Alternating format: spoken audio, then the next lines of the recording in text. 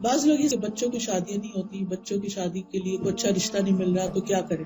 اس کے لیے ہے کہ بچے خود اپنے لیے دعا کریں، اور یہ دعا جو موسیٰ علیہ السلام کی دعا ہے یہ بہت اچھی ہے. رب انی لما انزلت الی من خیر فقیر. وہ پردیس میں گئے تھے، کوئی جان پہچان نہیں تھی، وہاں انہوں نے یہ دعا پڑھی تھی اور فوراً ہی شادی بھی ہوگی، گھر بھی مل گیا، کام بھی، جاب بھی، ہر چیز.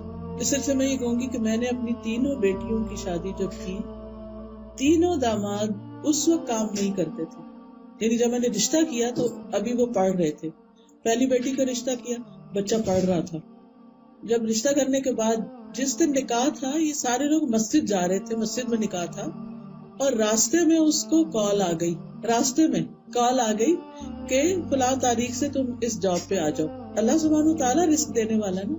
الحمدللہ نکاح ہوا، شادی ہوئی، چھوٹی سی جاب تھی، شروع کی، اور پھر اللہ سبحانہ وتعالیٰ نے آہستہ آہستہ برکت دی اور اللہ کا فضل ہوا. دوسری بیٹی کا جب رشتہ ہوا، اس وقت وہ بچہ بھی یونیورسٹی میں پڑھ رہا تھا، میں جاب نہیں تھی، ابھی شاید سال ڈیڑھ رہتا تھا اس کا. اس کی یونیورسٹی مکمل ہوئی اور پھر اس کے بعد اس نے چھوٹی سی جاب شروع کی، پھر ایڈمنٹن چلا گیا، وہاں جاب ہوئی، پھر اس کے بعد سعودی عرب میں آفر ہو گئی. اور اللہ کا شکر ہے، لاکھ جتنا بھی شکر ادا کرے کم ہے کہ اللہ نے بہت اچھی جاب دی. وقت لگتا ہے، شروع کے دن کچھ مشکل ہوتے ہیں. ہم نے صرف دین دیکھا، اخلاق دیکھا. اگر بچہ اچھا ہے، نیک ہے، تو باقی چیزیں اللہ تعالیٰ ٹیک کیئر کرے.